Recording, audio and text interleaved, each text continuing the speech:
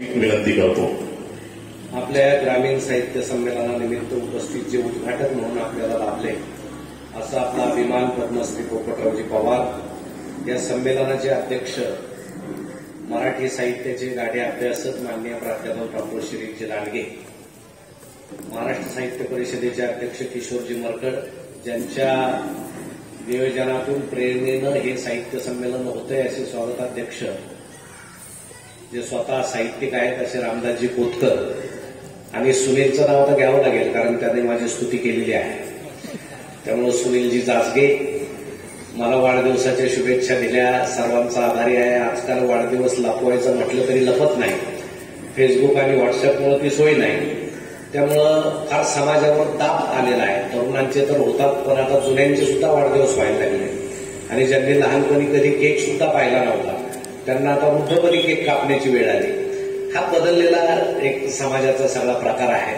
साहित्याला फार परंपरा आहे. ज्यावेळेस इंग्रज आपल्यातून गेले आणि एक वेगळं वातावरण समाज घडवण्याचं आपल्याकडे होतं, एक समज समाज नव्हता, त्यावेळेस रंजन करणारं साहित्य जास्त निर्माण झालं, लोकांना आनंद देणारं साहित्य जास्त निर्माण व्हायला लागलं. मग त्यामध्ये कोरटकर असतील, राम गणेश गडकरी असतील की ज्यांच्या शब्दामध्ये प्रचंड ताकद होती. राम गणेश गडकरी बोलता बोलता छान विनोद करायचे की जो अत्यंत निकोप असा विनोद असायचा.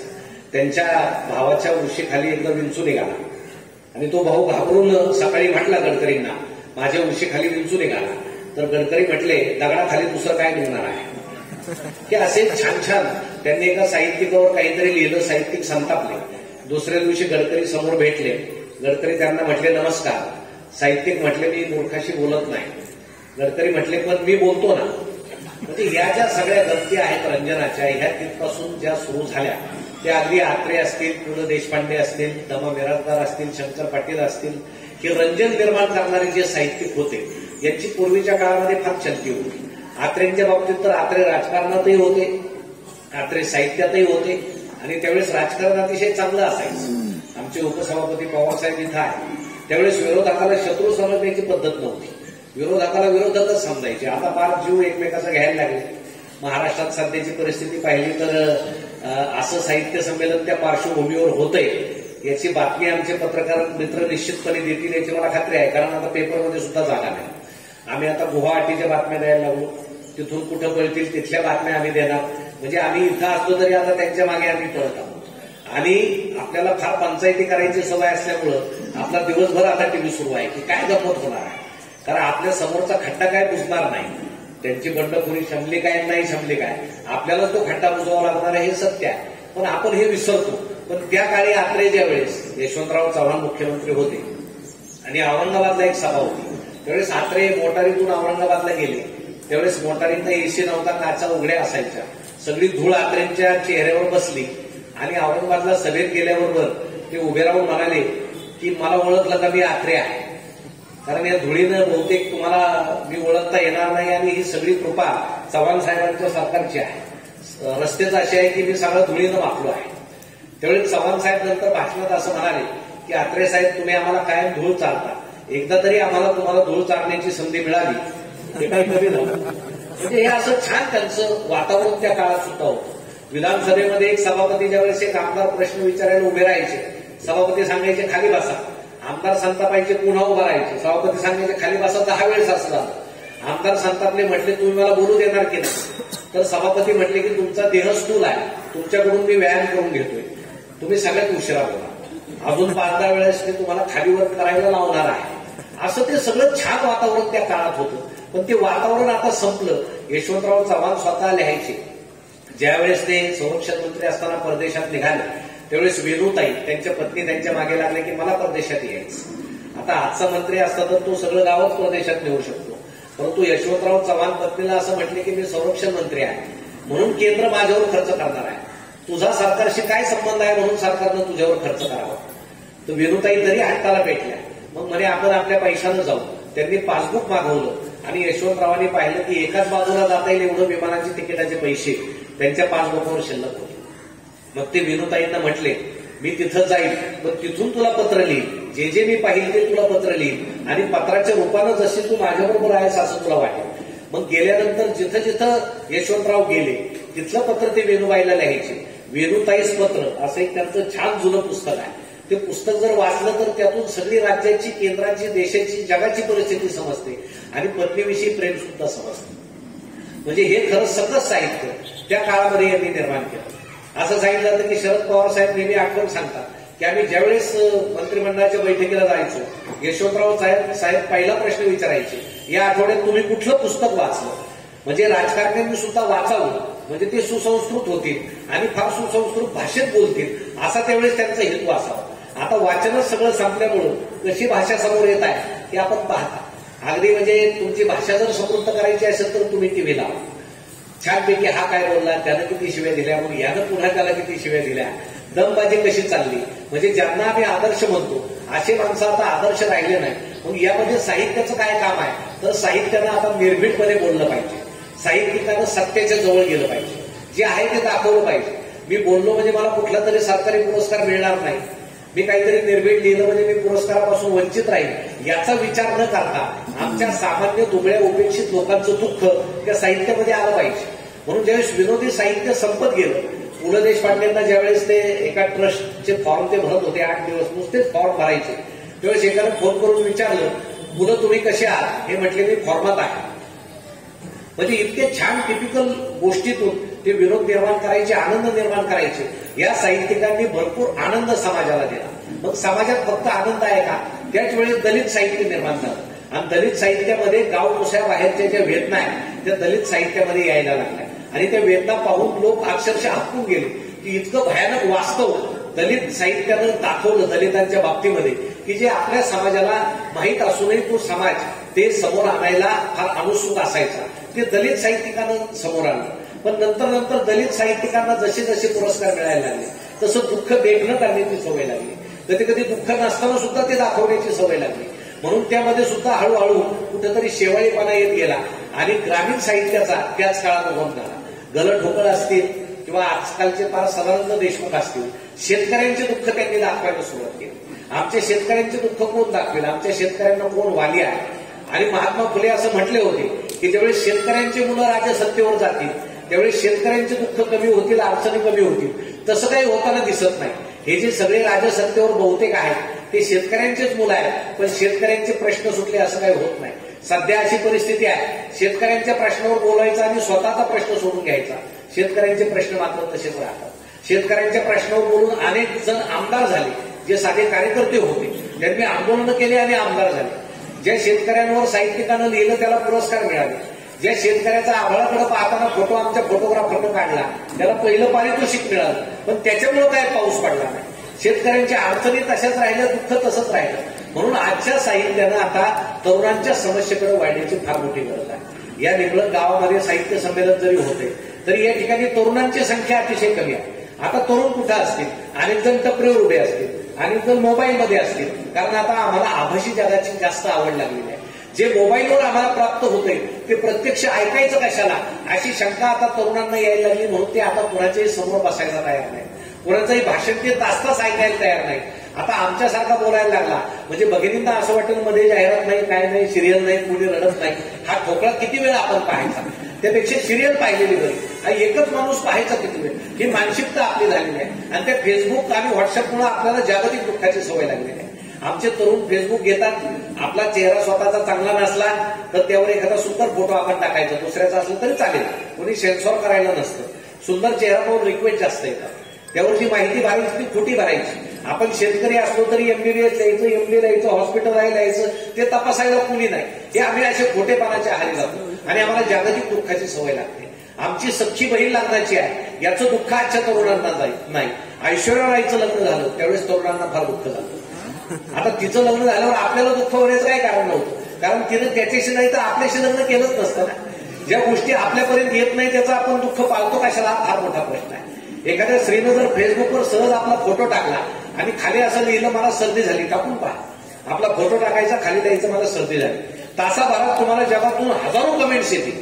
मॅडम अमुक गोळी घ्या, मॅडम तमुक्याची वाफ घ्या, तमुक्याचा काढा घ्या, आणि घरात बायको शिकत फिरती, तिच्याकडे पाहत सुद्धा नाही. म्हणजे जवळच्या दुःखाचं आम्हाला काही घेणं नाही. कोण कुठली अनोळखी बाई, तिला आधी सल्ले देत सुटतो. या आभासी जगामध्ये आम्ही जगत आहोत आणि हे सगळं भयंकर आहे. कारण आभासी जग बाजूला होऊन ज्यावेळेस वास्तव जग समोर येतो त्यावेळेस आमचे तरुण हातून जातात. सलमान खान सारखे, शाहरुख खान सारखे 6 पॅक आम्ही मिळवा, व्यायाम केला पाहिजे. पण ते मिळवण्याआधी रानात उघड्या अंगानं काम करणारा आमचा बाप्पा, त्याची किती हाडं वर आलेले आहेत, कुणासाठी हाडं वर आलेले आहेत. त्या फेसबुक मधल्या, व्हॉट्सअप मधल्या बाया पाहून आमच्या तरुणांना आता आमची आई सुद्धा कुरूप वाटायला लागली. पण मला वाटतं मित्रांनो, या जगात सगळ्यात सुंदर कोण असेल तर ती आपली आई आहे. आई इतकं जगात सुंदर. पण आता हे फॅशन सुरू आहे. पवार साहेब, तुम्हाला सांगतो, आता जुना काळ पुन्हा यायला लागला. पूर्वीचे अग्नीचा शोध लागलेला नव्हता. कच्च्या भाज्या लोक खायचे जंगलामध्ये. नंतर अग्नीचा शोध लागला, अन्न शिजवायला लागले, ते छान लागावं म्हणून मसाले टाकायला लागले. इतके मसाले टाकायला लागले की आता पोटं बिघडायला लागले, म्हणून पुन्हा कच्च्या भाज्या खायला लागल्या. म्हणून पुन्हा आम्ही आता ते आदिमानव काळाकडे चाललेलो. पूर्वीचे जंगलातील आदिमानव कपडे घालत नव्हते, कारण त्यावेळेस लज्जा नावाचा विषय नव्हता. ज्यावेळेस सगळे एकत्र यायला लागले, लज्जा उत्पन्न झाली. झाडाचे वल्कल गुंडाळायला लागले कमरेभोवती, झाडाच्या पानाचे वस्त्र तयार झाले. जसे जसे गाव असायला लागले तसे चांगले वस्त्र अंगावर दिसायला लागले. आपल्या पिढीपर्यंत आपण पूर्ण नखशिखांत कपडे आता आपण घालतो. परंतु आता पुन्हा आदिमानव काळाकडे आपल्याला जर जायचं असेल तर तुम्ही पुणे मुंबईतल्या एखाद्या कॉलेजात जाऊन पहा. तरुण तरुणींचं टोळकं जर समोर येताना दिसलं तर युक्रेनमध्ये उद्ध्वस्त झाल्यासारखं दिसतं. कुणाची पॅन्ट फाटलेली आहे, कुणाचं इथं शर्ट फाटलेलं आहे. आणि पूर्वी थोडं फाटलं तरी आई मुलाला सांगायची तू तसा शाळेत जाऊ नको, मी रफू करते. कारण फाटलेलं असलं की आपल्या घराची प्रतिष्ठा जाईल, घराची प्रतिष्ठा जायची. पण आता जितकं जास्त फाटलेलं तितकं जास्त प्रतिष्ठा आहे. म्हणजे चांगली पॅन्ट 1000ला आहे, फाटलेली 2000ला आहे. हे काही समजतच नाही. आणि कुठेतरी टीव्हीत सिनेमात पाहून आमचे पोरं त्या मांडीवर फाटलेल्या पॅन्टी, कुठेतरी गट मारायचा अर्धा, भूमितीतल्या सारख्या रेषा मारायचे त्रिकोणी चौकोनी, चांगला चेहरा हिडीस करून घ्यायचा आणि फॅशन म्हणून हिंडायचं. कुठेतरी चिमणीला बसायला घट्ट केल्यासारखं डोक्यावर केस असतात. माणसं चांगले असताना वाईट का राहतात हे अनुकरण अतिशय वाईट आहे. म्हणून मला वाटतं याची जाणीव आता सगळ्यांनी ठेवली पाहिजे. साहित्य हे शिकवतं, साहित्य संस्कार शिकवतं, परंतु आता संस्कार करायचे कुणा? आमच्या शिक्षकांना, आमच्या मॅडमनं दिवसभर जर शिकवलं, सासू सुनेचं नातं खूप चांगलं असतं, ते आई लेकीसारखं नातं असतं. मुलं ऐकतील, संध्याकाळी घरी जातील आणि बाई आई टीव्ही पाहत बसलेली असते. संध्याकाळी 7 ते 10 कुणी कुणाच्या घरी जाऊ नये.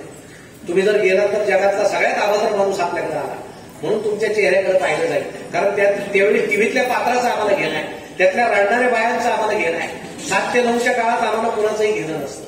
पूर्वी फार उशीर झाला तर कर्त्या माणसाला विचारायचे बाई इतके वेळ कुठं होतात. आता हे घरात येऊन जेवून गेले तरी स्त्रीला पत्ता नसतो. असा सगळा प्रकार आहे. कारण आम्ही सगळे त्याच्या आहारी गेलेलो आहोत. आम्ही त्या फेसबुकचे इतके आहारी गेलेलो आहोत. एक मनुष्य फेसबुक खेळता खेळता चुकून स्वतःच्या घराऐवजी शेजाऱ्याच्याच घरात गेला. बाई टीव्ही पाहत होत्या. त्यांना असं वाटलं कोणीतरी आकृती आली म्हणजे आपले हेच असतील, की आपले बसले सोफ्यावर फेसबुक पाहत. त्या घराचे खरे मालक फेसबुक खेळत आले. त्यांनी यांना पाहिलं आणि दचकून म्हणाले, सॉरी आम्ही चुकून तुमच्या घरामध्ये आलो. अशी परिस्थिती सर्वत्र आहे. व्हॉट्सअप खेळणाऱ्या तरुणामध्ये त्याचे शेजारी जर कोणी बसलं तर त्याच्यामध्ये आणि प्रेतामध्ये काही फरक नसतो. ते नुसते शेजारी बसलेले दिसतात, ते शेजारी नसतात. एक कुठेतरी 100 मैलावर बोलत असतो, दुसरा कुठेतरी दुसरीकडे कितीतरी किलोमीटरवर बोलत असतो. दोघांचं अंतर प्रचंड असतं. पूर्वी एसटीमध्ये जर आपण पाहिलं तर गप्पा व्हायच्या. एसटीमध्ये सोयरीकी जुळलेल्या आहे, एकमेकाशी चर्चा करायची, मुलगा काय करतो, मुलगी काय करते, छान सगळी एसटी गप्पा मारायची, कलकलाट असायचा. आता तुम्ही एसटीत जाऊन पहा, कुणी कुणाशी बोलत नाही. कुणी कानामध्ये ते बोलूस घालून गाणे ऐकतंय, कुणी फेसबुक खेळतंय, कुणी व्हॉट्सअप खेळतंय, कुणी गेम खेळतंय. सुदैव एसटीचा ड्रायव्हर गेम खेळत नाही, नाहीतर सगळ्यांचा गेम व्हायला किती वेळ लागणार आहे. परंतु हे सगळं भयानक चित्र असताना या तरुणांना नावं न ठेवता त्यांना सावरून कसं घेता येईल, त्यांना साहित्यातून प्रबोधन कसं करता येईल आणि साहित्यिकांनी आता या निर्भीड बाबीवर कसं देता येईल, मला वाटतं निश्चितपणे असं करावं. आपल्या गावामध्ये नवकवी आहे. सुरुवातीला आपण प्रेम कविता लिहितो. सुरुवात नेहमी प्रेम कवितेनं असते किंवा आईच्या कवितेची असते. परंतु आपण 50-60 वर्षाचे झाला तरी जर त्याच कविता करत असाल तर आपलं काहीतरी चुकतंय असं आपण समजलं पाहिजे. कारण ज्या त्या वयात ज्या त्या गोष्टी केल्या पाहिजे. आताच आपण ज्ञानेश्वरीवर लिहा असं मी म्हणतच नाही. तुम्ही तरुण आहात, प्रेमावर लिहा, आईवर लिहा, पण निदान 50च्या पुढे गेल्यावर तरी काही आध्यात्मिक लिहा, काही समाजावर लिहा. पण आपण जर तेच असतो. काल परवा मी एका पेपरमध्ये कविता वाचली, प्रेमावर कविता होती आणि कविता करणाऱ्याचं नाव होतं अमुक प्राध्यापक, सेवानिवृत्त. म्हणजे 60 वर्षाचा माणूस अजूनही जर प्रेमात कविता करत असेल तो कुठेतरी वैयक्तिक अतृप्त असेल, पण त्यानं समाजावर त्याची अतृप्तता लागू नये म्हणून साहित्यिकाने याची निश्चितपणे काळजी घेतली पाहिजे की आपण स्वतः बाजूला राहून समाजासाठी काय करू शकतो, आमच्या शेतकऱ्यासाठी काय करू शकतो, आजच्या तरुणांना जाग आणण्यासाठी तुमच्या साहित्यात काय आहे. जसं स्वामी विवेकानंद पूर्वी सांगायचे की पाश्चिमात्य शिक्षणानं आम्ही सगळे बिघडून जाऊ. अहो, शिक्षण खरं संस्कार करतो, पण आता पवार साहेब, लांडगे साहेब काय शिक्षण संस्कार करतो. आता लांडगे साहेब स्वतः प्राध्यापक आहे, किती तास कॉलेजमध्ये होतात. एके दिवशी मुलं प्राध्यापकाला म्हणतात, सर आज आम्हाला मूळ नाही, तास घेऊ नका. सर म्हणतात ठीक आहे. दुसऱ्या दिवशी मुलं तासाला येतात, सर म्हणतात आज मला मूळ नाही, तास नको. दुसऱ्या दिवशी तास होत नाही. तिसऱ्या दिवशी दोघांनाही मूड असतो, तास होत नाही. चौथ्या दिवशी दोघांनाही मूड असतो, त्या दिवशी रविवार असतो. अशी परिस्थिती आहे. कारण आम्हाला आता शिकायचं नाही. प्राथमिक पासून महाविद्यालयीन शिक्षणापर्यंत हे सगळं संस्कार करण्याची स्थळं आता हरवलेली आहेत. मला वाटतं हे कुठेतरी भीषण आता गोष्ट आहे. म्हणून आता अभ्यासक्रमात सुद्धा प्रत्येक अगदी 5वी पासून 12वी अगदी कॉलेजपर्यंत पोपटराव पवार साहेबांचा धडा काय होऊ नये हा माझा प्रश्न आहे. हे धडे घेतले पाहिजे. अण्णासाहेब हजारेंचा धडा असेल अजून घ्या. लाचखोरी म्हणजे काय, लाचलुचपत म्हणजे काय, भ्रष्टाचार म्हणजे काय याचं तुम्ही नागरिक शास्त्रात शिकवा. पण आमचं पुस्तकातलं नागरिक शास्त्र इतकं जुनं झालंय, बाहेरचं नागरिक शास्त्र त्याच्यापेक्षा 100 वर्षांनी पुढे गेलं. आता ही पळापळ पाहून कोण नागरिक शास्त्र कशाला शिकू. तुम्ही जर मुलांना म्हटले राष्ट्रपती राजवट कधी लागते आणि एखादा मुलगा उठून जर म्हटला रात्री लागते आणि पहाटे उठते, काय उत्तर देणार. आपण जर म्हटलं चूक आहे तर मुलगा म्हणेल सर तुम्ही टीव्ही पाहता की नाही, रात्रीच लागते आणि पहाटे उठते. मुख्यमंत्र्यांची शपथविधी लोक ज्यावेळेस इराकतीला जातात त्यावेळेस उठून घेतले जातात. हे कुठलं नागरिक शास्त्र आहे. 18 वर्ष पूर्ण झाल्यावर मतदानाचा हक्क प्राप्त होतो हे शिक्षक वर्गात शिकवतात. मुलगा घरी येतो, कुठलं तरी इलेक्शन असतं, पण 5 वाजले तरी मतदानाला जात नाही. त्याला शंका येते बापाला 18 पूर्ण व्हायला काही मिनिटं बाकी आहेत की काय. पण 5:30-6ला एखादी गाडी येते, बापाच्या हातात काहीतरी देते आणि मग तो फुकटच्या गाडीत बसून मतदानाला जातो. हे बाहेरचं नागरिक शास्त्र आहे. म्हणून पुस्तकातलं नागरिक शास्त्र जुनाट झालेलं आहे. ते आता आपण विसरलं पाहिजे. बाहेर वस्तुस्थिती काय, किती आमदार एकत्र आल्यावर त्यांना बडतर्फ करता येतं हे आता मुलांना शिकवलं पाहिजे. आमदार का पळून जातात हे शिकवलं पाहिजे. पळून गेलेले महाराष्ट्रात काय येत नाहीत हे शिकवलं पाहिजे. हे खरं नागरिक शास्त्र आहे. या वस्तुस्थितीला आम्ही कधी भेटणार आहोत हे साहित्यिकानं भेटलं पाहिजे, वाक्यानं भेटलं पाहिजे. विनाकारण काहीतरी प्रेमाच्या गोष्टी वगैरे ठराविक वयात ठीक असतात. फुल दिलं हे झालं आणि आमचे आजचे तरुण नाराज व्हायला काय फार वेळ लागत नाही. तिनं माझ्याकडे पाहिलंच नाही, दिवसभर हा नाराज असतो. आता तू नसशील त्या लायकीचा, कशा तुझ्याकडे पाहिजे. परंतु हे आम्ही समजून घेत नाही. म्हणून तुम्हाला प्रेमात पडायचं तर स्वतःच्या प्रेमात पडा. सगळ्यात सुरक्षित गोष्ट असते. हानमार नाही, प्रेम गुंतवण्याची शक्यता नाही, काय नाही. स्वतःच्या प्रेमात पडा आणि असे डौलदारपणे चला, असं काहीतरी करा की बाकीच्यांनी आपल्यावर प्रेम केलं पाहिजे. मला वाटतं हे सगळे जीवनाचं जे सार आहे, व्याख्या आहे, हे साहित्य शिकवत असतं. म्हणून आपण या ठिकाणी जो वाचकांचा सत्कार केला तो माझ्या दृष्टीनं फार महत्वाचा आहे. परंतु त्याची त्यात वाईट गोष्ट अशी की आमचे वाचक सुद्धा मध्यम वयींच्या पुढंच आहेत. कुणी तरुण असा वाचक म्हणून पुढे आला नाही. तुम्ही मोबाईलची स्पर्धा लावा, कोण किती वेळ मोबाईल पाहता अशी दुर्बट होणे. परंतु वाचनासाठी स्पर्धा होत नाही. तुमचीच गोष्ट नाही, शिक्षक सुद्धा आजकाल वाचत नाहीत लांडगे साहेब, असं माझं मत आहे. ज्यावेळेस 3-4 शिक्षक एका शिक्षकाच्या घरी गेले, भिंतीवर साने गुरुजीचा फोटो लावला होता. अनेक शिक्षक त्या फोटोकडे असे कायम पाहायचे. म्हणून त्या घराच्या मालकांनी विचारलं काय पाहता. यांनी विचारलं तुमचे वडील कधी गेले. त्यांनी सांगितलं हे वडील नाहीत, साने गुरुजी आहे. म्हणजे हे आता विनोद जे आहेत ते वस्तुस्थितीला धरून निर्माण व्हायला लागले. आमच्या कॉलेजच्या लायब्ररी आता मोकळ्या आहेत, पुस्तकं वाट पाहत आहेत. सर येतील, मला घेतील, मुलं येतील, माझे संदर्भ ग्रंथ उचलतील. परंतु हा सगळा साठा आम्ही बाजूला ठेवलाय. ज्या देशाला इतिहास आम्ही ज्या देशाचा इतिहास वाचत नाही त्याचा इतिहास, त्याचं भविष्यकाल हा अत्यंत अवघड असतो. म्हणून आपण आपल्या तरुणांना या साहित्याकडे कसं वळालं पाहिजे. आता मी तर ठरवलं वाचन कोण ऐकतंय, मग आपण तरुण जिथं आहे तिथंच गेलं पाहिजे. कारण त्यांना बाहेर म्हणणं आता शक्यच नाही. म्हणजे ते एकदम असे एखादा व्हॉट्सअप खेळत असताना आपण त्याला टच जर केला असं साधं स्पर्श, तो असं भयानक आपल्याकडे पाहतो, तो कुठून आला व्हायचं नाही, असं सगळं आहे. कारण त्या व्हॉट्सअपवर आमचं सगळं गंमत सुरू असते. माणसं व्यक्त होतात. पूर्वी व्यक्त कोणी व्हायचं, जे हुशार आहेत, विद्वान आहेत, वक्ते आहेत त्यांनी व्यक्त व्हावं. आता व्यक्त कोण होतं, ज्याच्याजवळ 5,000चा अँड्रॉइड मोबाईल आहे तो व्यक्त होतो.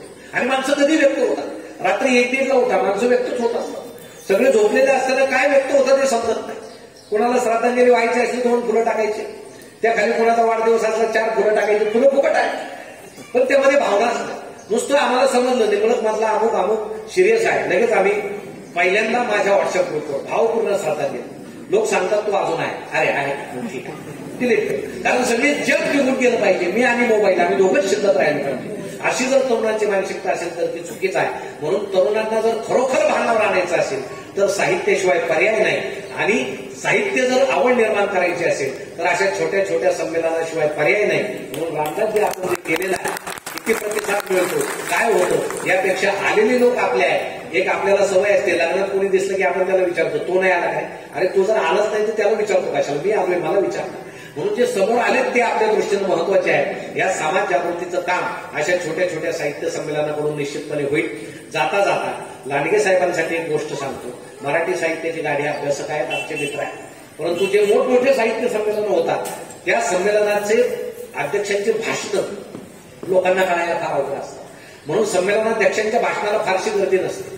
पुण्यामध्ये एकदा अशी गंमत झाली, संमेलनाध्यक्षांच्या भाषणाला सगळ्या खुर्च्या मोकळ्या आणि तिसऱ्या दिवशी लोकांनी खुर्च्या मोडल्या इतकी गर्दी, कारण समारोपाला सुरेखा पुणेकरबाईंचा कार्यक्रम होता.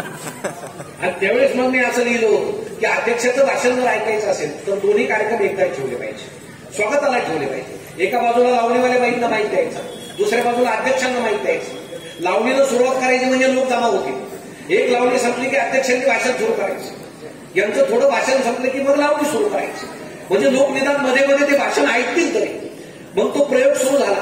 बाई लावणी म्हणायचे, लोक टाळ्या वाजवायचे. अध्यक्ष बोलायला लागले की आपण चेअर करून बसायचे. 4-5 ओळी झाली की पुन्हा बाई लावणी म्हणायची. शेवटी वैतागलेल्या अध्यक्षांनीच लावणी सुरू केली, कारण लोकांना जे आवडतं तेच आम्हाला जर द्यायचं असेल तर ते द्यायलाच आहे. मला वाटतं आपले बरेचसे साहित्यिक लोकानुनयाप्रमाणे बिघडत गेलेले आहे की लोकांना जे आवडतं तेच आम्ही द्यावं म्हणून बिघडत गेलेले आहे. परंतु शेतकऱ्यांच्या आसुडाप्रमाणे या समाजावर आसूड ओढण्याचं काम साहित्यिक करतात, त्यांनी ते करत राहावं. त्याची सुरुवात अशा छोट्या छोट्या संमेलनापासून निश्चितपणे होईल.